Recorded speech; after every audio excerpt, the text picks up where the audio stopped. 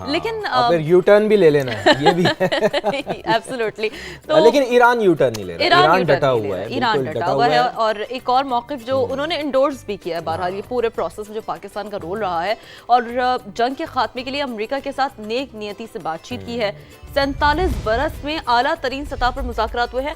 یہاں پر فواد ہم یہ بات ضرور کوٹ کریں گے, جیسے کہ کل ہمارے پینلسٹ بھی یہ کہہ رہے تھے نا کہ 47 سال سے چیزیں سٹینڈ سٹل تھیں, وہ تو 47 گھنٹوں میں بھی اپنا اتنی توقع, آپ کو اتنی ہائی ایکسپیکٹیشنز بہرحال نہیں رکھنی چاہیے کہ فوراً سے وہ معاملات حل ہو جائیں گے. لیکن ایک چیز بالکل اٹ وڈ ٹیک ٹائم, بالکل آپ نے درست کہا, چونکہ 47 سال کا یہ بیک لاگ ہے جس کو ایک ختم ہونا ہے.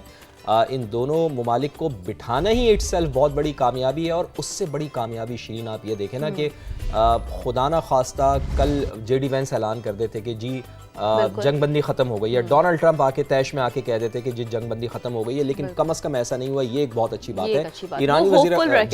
ایرانی وزیر خارجہ عباس عراقچی کا سوشل میڈیا پر پیغام سامنے آیا. انہوں نے کہا کہ اسلام آباد مفاہمتی یادداشت سے چند قدم کے فاصلے پر تھے, لیکن حد سے زیادہ شرائط اور پل پل بدلتے ہوئے موقف کی وجہ سے ہمارا یہ معاہدہ نہیں ہو سکا. اگین انہوں نے وہی کوٹ کیا نا کہ وہ یہ کہہ رہے ہیں کہ انہوں نے کوئی سبق نہیں سیکھا گیا, نیک نیتی سے نیک نیتی جنم لیتی ہے. obviously اگر آپ دونوں طرف کے انٹینٹ آپ کا پازیٹیو ہے تو ظاہر کنکلوژن پازیٹیو ہونا ہے.